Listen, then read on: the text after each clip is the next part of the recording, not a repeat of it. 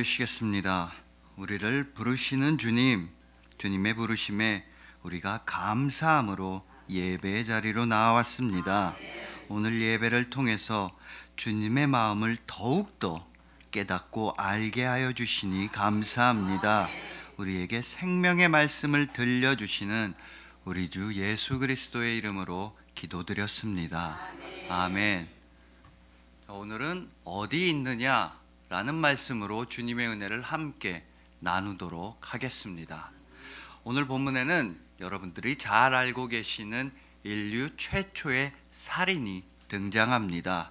인류 최초의 살인자는 바로 가인이었고 그 피해자는 아벨이었습니다. 안타깝게도 그 둘은 형제 사이였습니다. 그렇다면 어쩌다가 이런 끔찍한 비극이 일어났는지 이제부터 함께 살펴보도록 하시겠습니다. 우선은 이 살인에 대해 직접적으로 기록된 사건 일지인 창세기 4장의 내용만을 가지고 살펴보도록 하겠습니다.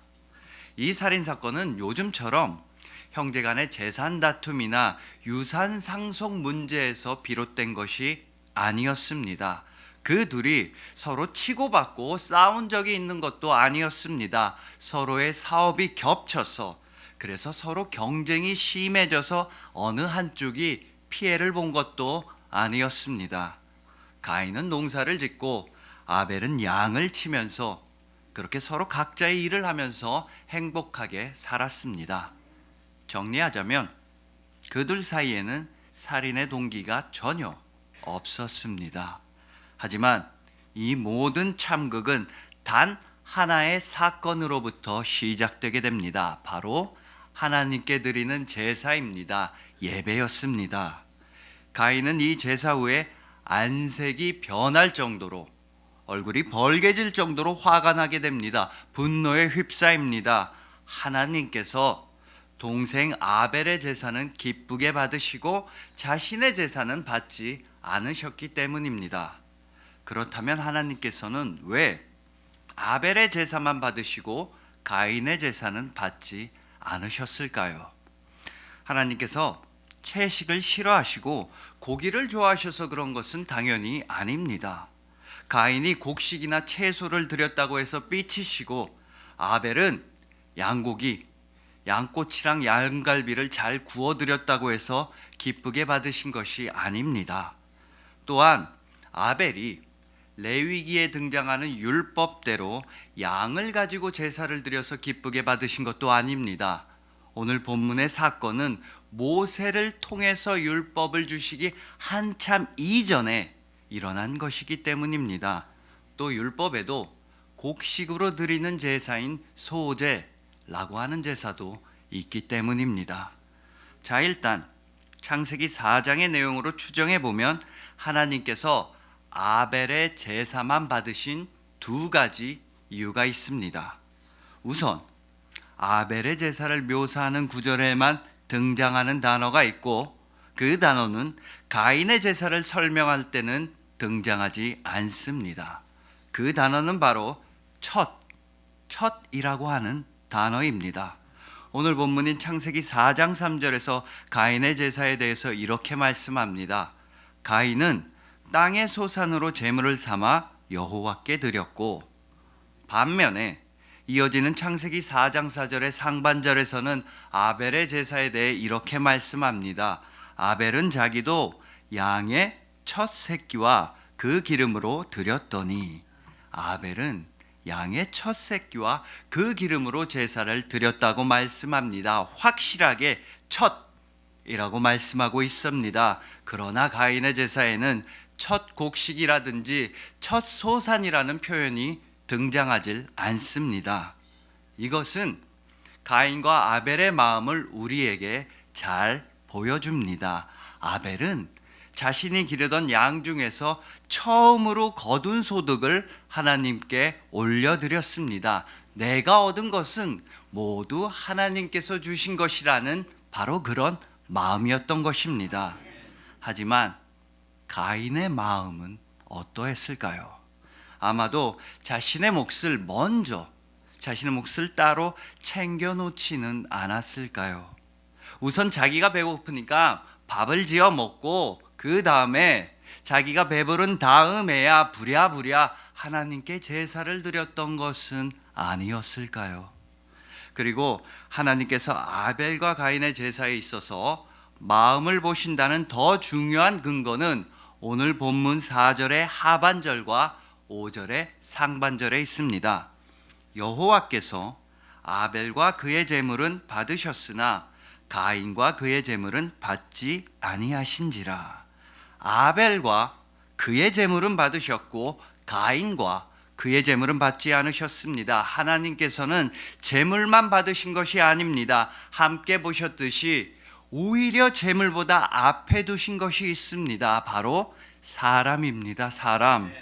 오늘 본문은 하나님께서 받으신 것은 아벨과 그의 제물이고 받지 않으신 것은 가인과 그의 제물이라고 분명히 말씀하고 있습니다. 그렇습니다. 하나님께서는 제물보다 먼저 사람을 보십니다. 그리고 하나님께서 사람을 보신다는 말의 의미는 곧 사람의 마음을 보시고 사람의 마음을 받으신다는 뜻입니다. 하나님께서는 하나님을 향한 가인과 아벨의 마음을 보시고 그 마음을 아시고 아벨은 받아주셨고 가인은 받아주지 않으셨습니다. 하나님께서 설마 곡식보다 양이 비싸서 아벨의 제사, 아벨의 마음을 받으셨겠습니까? 우리가 믿는 하나님께서 그런 분이십니까? 절대로 아닙니다. 그러니 현대의 제사라고 할 수 있는 예배에서 하나님께서는 절대로 헌금의 액수를 보지 않으십니다. 헌금을 많이 내야 좋아하시고 헌금을 통해서 사람을 평가하고 판단하시는 분이 절대로 아니라는 말씀입니다. 마가복음 12장을 보면요, 예수님께서 성전 헌금함 앞에 앉으셔서 사람들이 헌금하는 모습을 자세히 관찰하신 적이 있으셨습니다. 마가복음 12장 41절을 보면 여러 부자는 많이 넣었는데, 즉 여러 부자들이 와서 헌금을 아주 많이 냈습니다. 하지만 어떤 과부는 한 고드란트, 즉 동전 한 입만을 넣었습니다. 그때 예수님께서는 분명히 그 부자들이 넣은 수많은 헌금보다 이 한 여인이 더 많은 헌금을 했다고 분명하게 말씀하셨습니다. 예수님께서는 마음을 보시기 때문입니다. 우리는 살아가면서 이런 얘기를 참 많이 듣게 됩니다. 마음만 받을게요. 이 사람들이 하는 이 마음만 받는다고 하는 소리는 그냥 예의상 하는 말일 수도 있지만 하나님은 다르십니다. 하나님은 진짜로 마음만 받으십니다. 온 세상을 창조하시고 온 세상의 주인이신 하나님께 우리가 무엇을 드려서 보탬과 도움이 될 수 있겠습니까? 우리가 하나님께 드릴 수 있는 건 순전하고 온전한 마음뿐입니다. 그리고 하나님께서 보시고 받으시는 것 또한 주님을 향한 우리의 믿음의 마음, 사랑의 마음인 것입니다. 여러분들도 아벨처럼 순전하고 온전한 마음을 주님께 올려드리시길 소망합니다.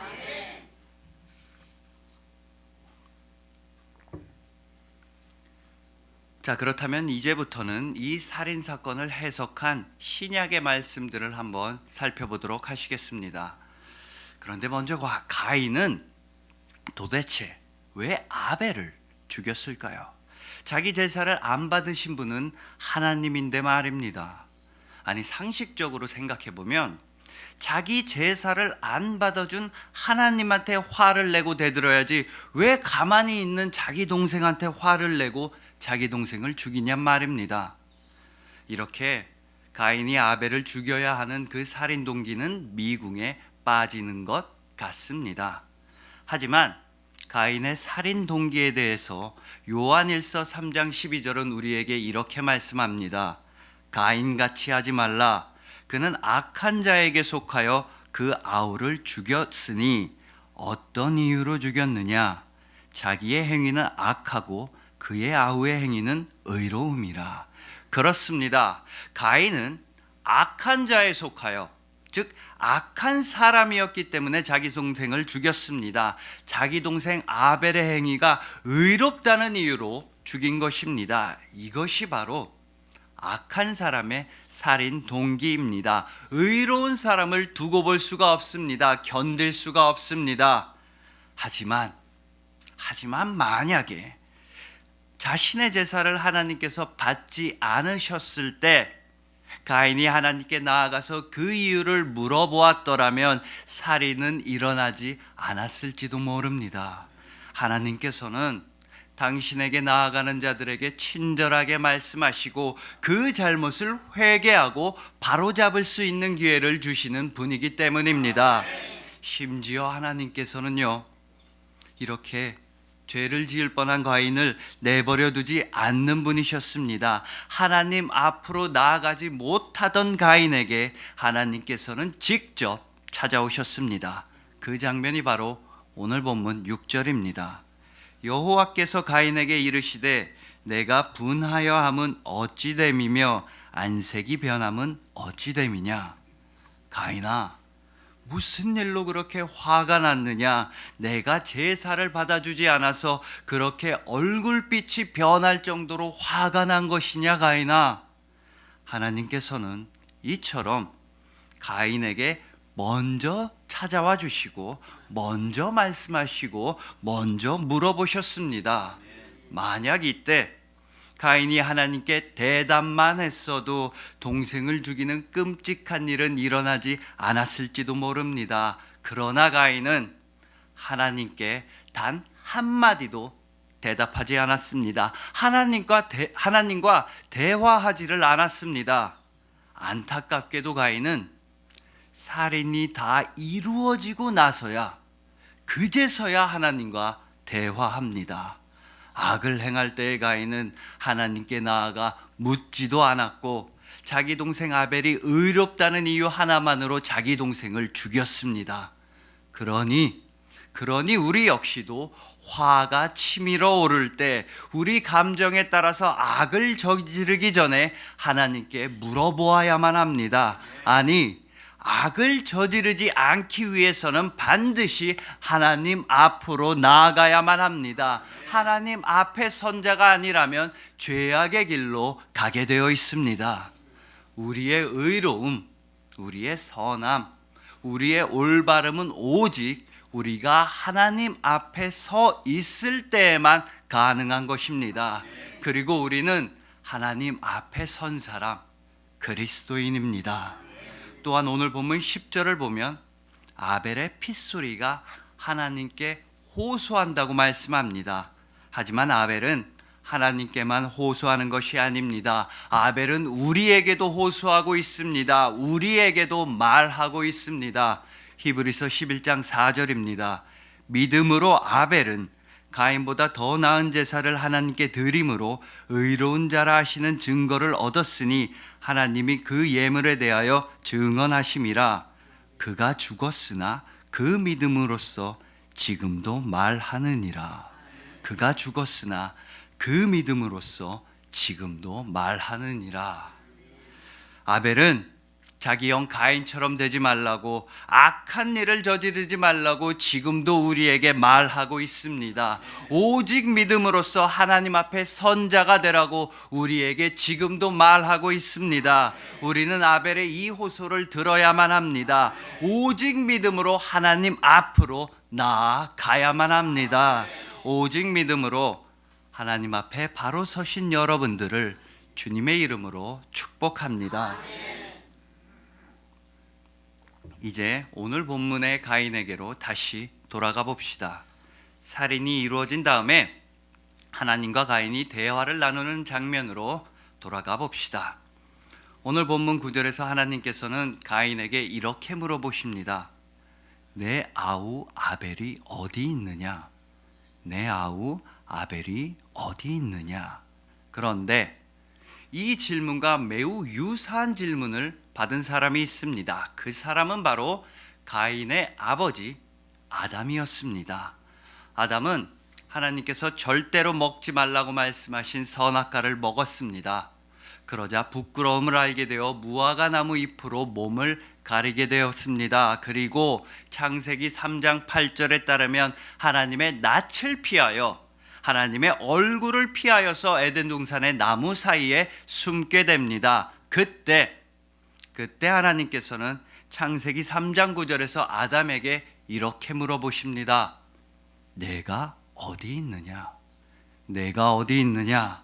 하나님께서는요, 아담이 어디 있는지, 아벨이 어디 있는지 모르셔서 물어보신 것이 아닙니다. 하나님께서는 아담이 어디에 숨었는지 이미 다 알고 계셨고, 아벨이 벌써 죽었다는 사실 또한 이미 다 알고 계셨습니다. 그렇다면 하나님께서는 아담과 가인에게 왜 이렇게 질문하실까요?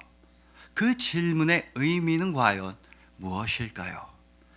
자, 하나님께서는 아담에게 아담아, 내가 어디 있느냐? 라고 물어보십니다. 이 질문은 선악과를 먹고 불순종의 죄를 범하고 너의 하나님인 나를 떠난 너는 도대체 지금 어디 있느냐고 물어보시는 것입니다. 즉, 하나님께서는 아담에게 하나님과 아담의 관계에 대해서 물어보십니다. 나를 떠나서 너는 어디 있느냐? 하나님께서는 우리에게도 똑같이 물어보십니다. 내가 어디 있느냐? 하나님이 나를 떠나서, 생명을 떠나서, 사랑을 떠나서 너는 어디 있느냐? 너의 마음이 이 세상 한가운데만 있지는 않느냐? 너의 정신이 돈에만 팔려 있지는 않느냐? 너는 어디 있느냐? 자, 그리고 하나님께서는 가인에게는 이렇게 물어보십니다. 내 아우 아벨이 어디 있느냐? 즉, 하나님께서는 가인에게 가인과 형제와의 관계에 대해서 물어보십니다. 그리고 우리에게도 똑같이 물어보십니다. 내 형제가 어디 있느냐?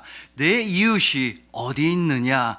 너는 지금 내 형제, 내 이웃들이 죽지 않고 살아가게 도와주고 있느냐?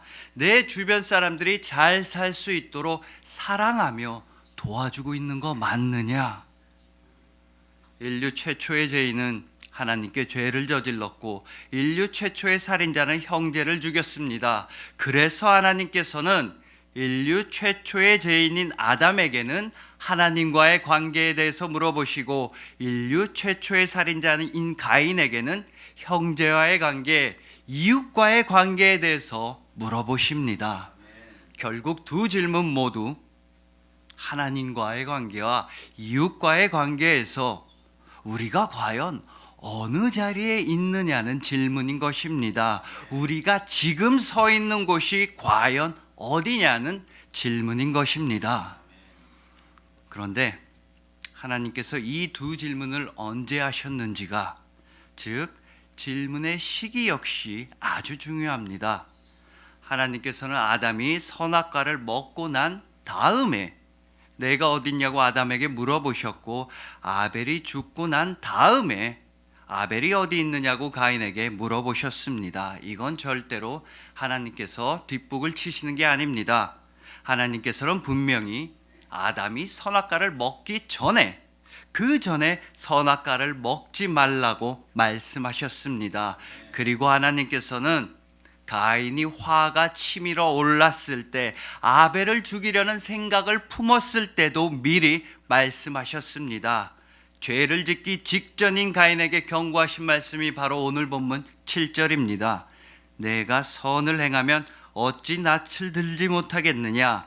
선을 행하지 아니하면 죄가 문에 엎드려 있느니라. 죄가 너를 원하나 너는 죄를 다스릴지니라. 죄가 너를 원하나 너는 죄를 다스릴지니라. 죄의 유혹에 지지 말라고, 분노의 감정에 따르지 말라고, 오히려 죄를 다스리라고 분명히 가인에게 미리 말씀하셨습니다. 하지만 아담과 가인은 모두 하나님께서 미리 하신 경고의 말씀을 듣지 않았습니다. 순종하지 않았습니다. 선악과는 먹어버렸고 살인은 일어났습니다. 이제 하나님과의 관계가 끊어지게 되었습니다. 이제 형제와의 관계가 끊어지게 되었습니다. 그런데 바로 그때 선악과를 먹자마자, 살인을 하자마자 하나님께서는 물어보십니다. 아담아, 내가 어디 있느냐? 가인아, 내 아우 아벨이 어디 있느냐? 왜 하나님께서는 모든 일이 벌어진 다음에야 아담과 가인을 부르실까요? 왜냐하면 일단 그전에는 물어보실 필요가 없으셨기 때문입니다. 아담이 죄를 저지르기 전에는 아담이 하나님과 함께 살아가고 있었기 때문에 내가 어디 있느냐고 물어보실 필요가 없으셨습니다. 가인이 아벨을 죽이기 전에는 가인이 아벨과 함께 살아가고 있었기 때문에 아벨이 어디 있느냐고 물어보실 필요가 없으셨습니다. 하지만 이제 상황이 달라졌습니다. 아담이 죄를 지어 하나님과의 관계가 끊어졌고, 가인이 죄를 지어 형제와의 관계가, 이웃과의 관계가 끊어져 버렸기 때문입니다. 그리고 이건 우리 역시도 마찬가지입니다. 아담의 죄로 인해, 즉 우리의 원죄로 인해 우리는 하나님과의 관계가 끊어지게 되었습니다. 가인의 죄로 인해, 즉 우리가 살아가면서 짓는 죄로 인해서 우리는 이웃과의 관계가 끊어지게 되었습니다. 그런데 이 관계라는 것은 도대체 무엇입니까? 관계는 곧 생명입니다. 관계는 사랑입니다. 사람이 혼자서 살면 잘 살 것 같지만 결코 그렇지가 않습니다. 얼른 세상으로 뛰쳐나가 나 혼자 내 마음대로 내 힘으로 살아가면 돈도 많이 벌고 성공하고 잘 살 것 같지만 절대로 그렇지가 않습니다. 마치 엄마와 연결된 탯줄이 끊어지면 뱃속에 있는 아기가 살 수 없듯이 사람은 관계의 끈이 끊어지면 살아갈 수가 없습니다. 하나님과의 관계가 없으면, 다른 사람들과의 관계가 없으면 절대로 살아갈 수가 없습니다. 다시 말해 하나님과의 관계와 이웃과의 관계가 끊어지면 그때 우리는 죽을 수밖에 없습니다. 그래서 하나님께서는 우리가 죽을까 봐 우리를 걱정하시면서 다급하고도 애타게 부르시는 것입니다. 내가 어디 있느냐? 내 형제, 내 이웃이 어디 있느냐? 하나님께서는 하나님과의 관계, 이웃과의 관계를 회복하라고 우리를 간절하게 부르십니다. 생명을 회복하라고, 사랑을 회복하라고, 생명과 사랑을 주는 그 관계의 끈을 다시 붙잡으라고 우리를 부르십니다. 어디 있느냐? 어디 있느냐? 하지만 우리로서는 하나님의 이 질문을 감당할 수가 없었습니다. 대답할 수가 없었습니다. 우리는 하나님과의 관계가 끊어진 죄인이었고 이웃과의 관계가 끊어진 죄인이었기 때문입니다. 그렇기 때문에 어디에 있느냐고 우리를 간절하게 부르시는 하나님의 그 말씀이 하나님과의 관계, 이웃과의 관계를 회복시키시기 위한 하나님의 그 부르심이, 우리를 살리시기 위한 하나님의 말씀이 결국 육신을 입고 우리에게 오셨습니다. 다른 방법이 도저히 없어서 말씀 자체가 육신을 입고 우리에게 오시고 우리를 위하여 십자가에서 죽으셨습니다. 바로 예수 그리스도이십니다. 예수님께서는 하나님의 질문, 어디에 있느냐는 질문에 대해서 우리가 어떻게 대답해야 하는지를 알려주셨습니다. 하나님과의 관계가 끊어졌느냐? 하나님을 사랑하라. 내 이웃과의 관계가 끊어졌느냐? 내 이웃을 사랑하라.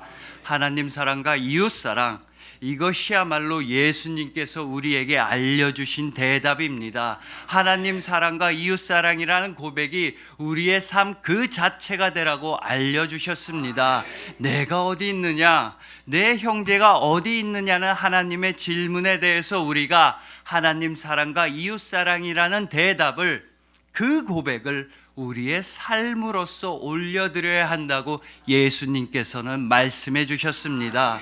그리고 예수님께서는 이토록 죄가 많고 연약한 우리를 위해 십자가 위에서 하나님 사랑, 이웃 사랑의 본을, 그 모범을 보여주셨습니다. 스스로 십자가를 지심으로써 하나님 사랑, 이웃 사랑이란 고백을 어떻게 해야 하는지를 그 몸으로 직접 보여주셨습니다. 예수님은 하나님 아버지를 사랑하셔서 십자가를 지셨습니다. 예수님께서는 예수님의 형제, 예수님의 이웃인 우리를 사랑하셔서 십자가를 지셨습니다. 하나님 사랑과 이웃 사랑을 바로 십자가에서 완성하셨습니다. 그래서 이제 우리는 오직 우리를 대신해서 죽으신 예수님을 믿음으로써 오직 우리를 위하여 부활하신 예수님을 힘입어서 하나님 아버지께 대답할 수가 있습니다. 하나님 아버지께서는 예수님을 믿고 따르는 우리에게 물어보십니다. 내가 어디에 있느냐? 예, 아버지, 제가 하나님 아버지를 사랑하는 자리에 있습니다. 제가 하나님을 너무나도 사랑합니다. 내 형제가 어디 있느냐? 내 이웃이 어디 있느냐? 예, 아버지, 제가 이웃을 사랑하는 자리에 있습니다. 제가 제 형제를, 제 이웃을 제 몸과 같이 사랑합니다. 하나님 사랑과 이웃 사랑, 이것이 바로 아담과 가인이 하나님께 하지 않았던 대답이자 했어야만 하는 대답이었던 것입니다. 그리고 이제 우리 그리스도인이 할 수 있는 그 대답을 단 한마디로 줄이면 바로 예수 그리스도입니다. 우리의 사랑은, 우리의 생명은 오직 예수 그리스도뿐입니다. 그리하여 마음과 뜻과 힘을 다하여 하나님을 사랑하시는 여러분들, 여러분의 이웃을 여러분의 몸처럼 사랑하시는 여러분들, 오직 예수 그리스도로 말미암아 하나님을 사랑하고 이웃을 사랑하시는 여러분들을 진심으로 사랑하고 축복합니다. 기도드리시겠습니다.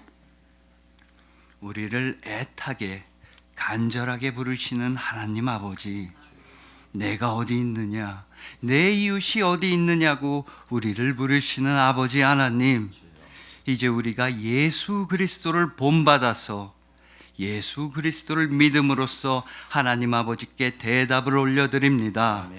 우리는 오직 하나님을 사랑하는 자리에 있겠습니다. 아멘. 우리는 오직 이웃을 사랑하는 자리에만 있습니다. 아멘. 우리로 하여금 하나님을 사랑하고 이웃을 사랑할 수 있도록 그 본을 몸소 보여주신 예수님 감사합니다. 아멘. 예수님의 십자가 죽음으로 인해서 우리는 하나님과의 관계, 이웃과의 관계를 회복할 수 있게 되었습니다. 아멘. 우리에게 생명의 관계, 사랑의 관계를 회복하게 하시니 감사합니다. 아멘. 오직 믿음과 순종으로서 이 관계의 끈을 놓치지 않는 우리가 되겠습니다. 아멘. 우리의 모든 문제의 대답이 되시는 우리 주 예수 그리스도의 이름으로 기도드렸습니다. 아멘.